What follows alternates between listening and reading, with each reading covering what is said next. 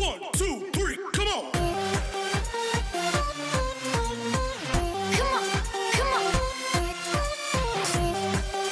इस वीडियो में हम लोग भारत के भूगोल के अंतर्गत भारत की स्थिति एवं विस्तार पर कुछ प्रश्न देखेंगे, जिनमें से पहला प्रश्न है, प्राचीन भारतीय भौगोलिक मान्यता के अनुसार भारतवर्ष किस द्वीप का अंग था? प्राचीन भारतीय भौगोलिक मान्यता के अनुसार तो वह था जम्बू द्वीप। अब अगला प्रश्न है, सर्वप्रथम इंडिया शब्द का प्रयोग भारत के लिए किस भाषा में किया गया? जो इंडिया शब्द है सर्वप्रथम किस भाषा में प्रयोग किया गया? तो वह है ग्रीक भाषा। अब अगला प्रश्न है, भारत की मुख्य भूमि की दक्षिणी सीमा है। भारत की जो मुख्य भूमि है उसकी दक्षिणी सीमा कहाँ पे है? तो वह है 8°4' उत्तरी अक्षांश पर। अब अगला प्रश्न है, भारतीय मानक समय आधारित है, जिसे इंग्लिश में इंडियन स्टैंडर्ड टाइम कहा जाता है, वह कहाँ पे है? तो वह है 82°30' पूर्वी देशांतर पर। अब अगला प्रश्न है, भारत का प्रमाणिक समय उस स्थान का स्थानीय समय है जो स्थित है। यानी कि भारत का जो प्रमाणिक समय या भारतीय मानक समय है किस स्थान का स्थानीय समय है? तो इलाहाबाद के समीप एक स्थान है नैनी, जिसका स्थानीय समय भारत का प्रमाणिक समय या इंडियन स्टैंडर्ड टाइम या भारतीय मानक समय के बराबर है। अब अगला प्रश्न है, इंडियन स्टैंडर्ड टाइम और ग्रीनविच मीन टाइम में कितना अंतर है? चूँकि इंडियन स्टैंडर्ड टाइम यानी भारतीय मानक समय 82°30' पर है और ग्रीनविच मीन टाइम 0 डिग्री पे है, तो कैलकुलेशन करेंगे तो दोनों के बीच का अंतर जो होगा वह है 5 घंटा 30 मिनट। अगर आप लोगों को देशांतर या अक्षांश और टाइम का कैलकुलेशन किस तरह करते हैं समझ में नहीं आ रहा है तो कमेंट कीजिएगा, मैं उसके लिए अलग से वीडियो बना दूंगा। अब अगला प्रश्न है, भारत का ध्रुव दक्षिणी भाग की भूमध्य रेखा से दूरी कितनी है? यानी कि जो भारत का सबसे दक्षिणतम बिंदु, यानी कि जो समुद्र में छोटे छोटे महाद्वीपों के समूह हैं दक्षिणी भाग में, यानी कि हिंद महासागर में, तो जो सबसे दक्षिणतम बिंदु है वह भूमध्य रेखा से कितनी दूरी पे है? तो वह है 876 किलोमीटर। सबसे दक्षिणतम जो बिंदु है वह भूमध्य रेखा से 6°4' पे है। कैलकुलेशन करेंगे तो 876 किलोमीटर होगा भूमध्य रेखा से। जो दक्षिणतम बिंदु है वह है इंदिरा पॉइंट, जो ग्रेट निकोबार द्वीप में है और 6°4' उत्तरी अक्षांश पर स्थित है। अब अगला प्रश्न है, भारत की स्थलीय सीमा की लंबाई कितनी है? यानी कि जो समुद्र में सीमाएं नहीं, जो दूसरे देशों से सीमाएं लगी हुई हैं, यानी स्थलीय सीमा, उनकी टोटल लंबाई कितनी है? तो है 15,200 किलोमीटर। अब अगला प्रश्न है, द्वीपों सहित भारत के तटरेखा की लंबाई कितनी है? द्वीपों सहित यानी कि समुद्र में जितने भी भारतीय द्वीप हैं और उनकी तटरेखा और जो मुख्य भूमि की तटरेखा है उन सभी का योग कितना है? तो वह है 7,500 16.5 किलोमीटर। अब अगला प्रश्न है, भारत की उत्तर से दक्षिण तक की लंबाई कितनी है? भारत की उत्तर से उत्तरी छोर से दक्षिणी छोर तक की कितनी लंबाई है? तो वह है 3214 किलोमीटर।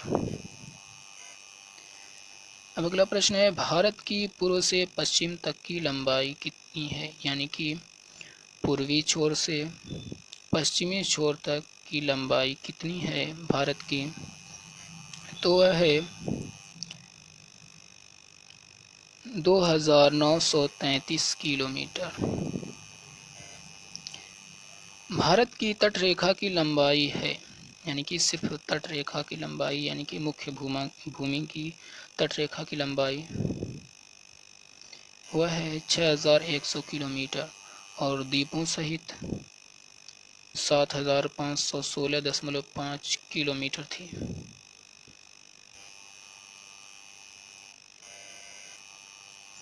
अब अगला प्रश्न है, भारत का क्षेत्रफल विश्व के कुल भौगोलिक क्षेत्रफल का कितना है? यानी कि कुल भौगोलिक क्षेत्रफल का भारत कितना है, भारत कितना परसेंट है? तो वह है 2.4%। अब अगला प्रश्न है, भारत के कुल क्षेत्रफल का कितना प्रतिशत भाग पर्वतीय क्षेत्र के अंतर्गत आता है? यानी कि समुद्र तल से 2135 मीटर या उससे अधिक के मध्य में जो भी पर्वतीय क्षेत्र है वह कितना परसेंट है? तो वह है 10.7%। अब अगला प्रश्न है, संपूर्ण भारत के कितने प्रतिशत भूभाग पर पर्वत और पहाड़ियों का विस्तार पाया जाता है? यानी कि भारत में जितने भी पर्वत और पहाड़ियाँ हैं, छोटी हो या बड़ी, वो भारत का कितना परसेंट है? तो है 29.3%। संपूर्ण भारत की कितने प्रतिशत भूभाग पर पठार का विस्तार पाया जाता है?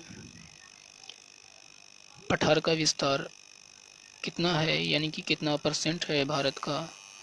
भारत में कितने परसेंट पठार पाए जाते हैं? तो वह है 27.7%। संपूर्ण भारत की कितने प्रतिशत भूभाग पर मैदान का विस्तार पाया जाता है?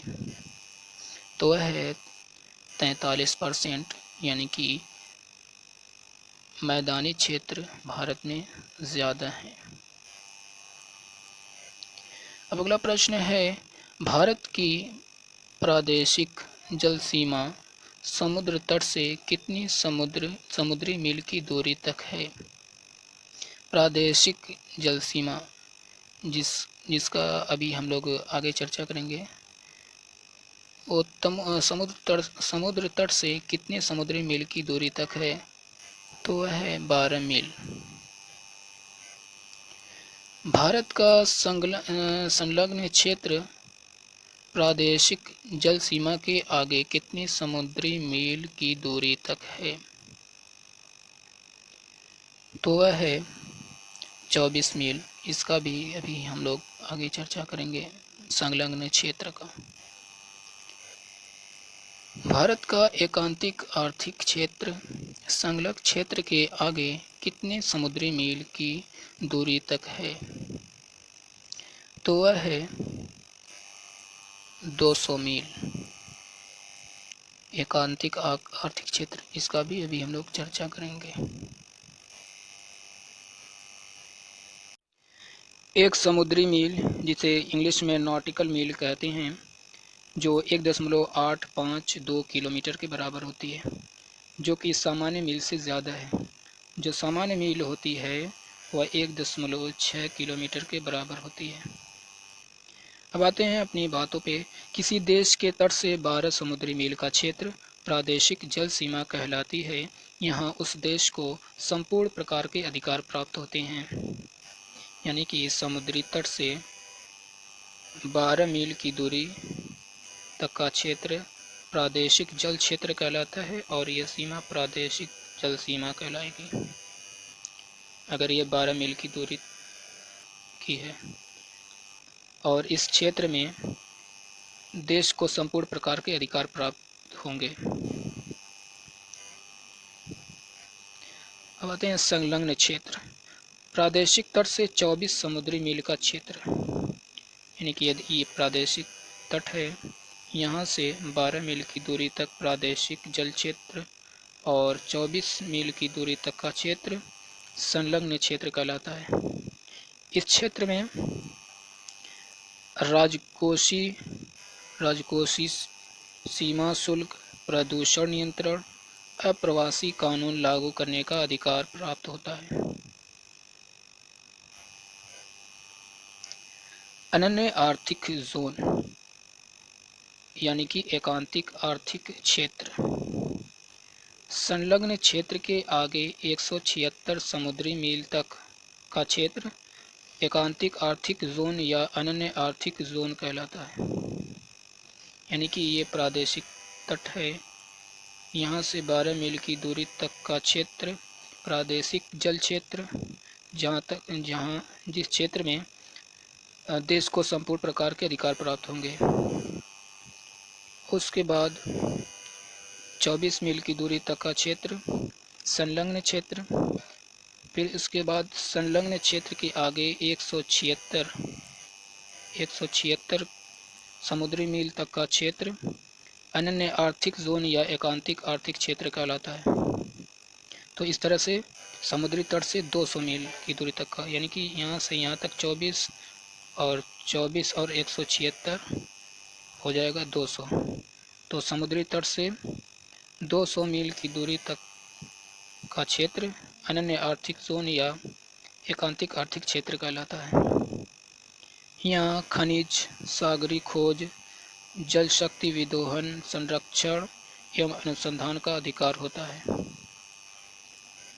इस तरह से 12 मील की दूरी तक का क्षेत्र प्रादेशिक जल क्षेत्र और 24 मील तक का क्षेत्र संलग्न क्षेत्र और 200 मील तक का क्षेत्र एकांतिक आर्थिक क्षेत्र, जिसे अनन्य आर्थिक जोन भी कहते हैं।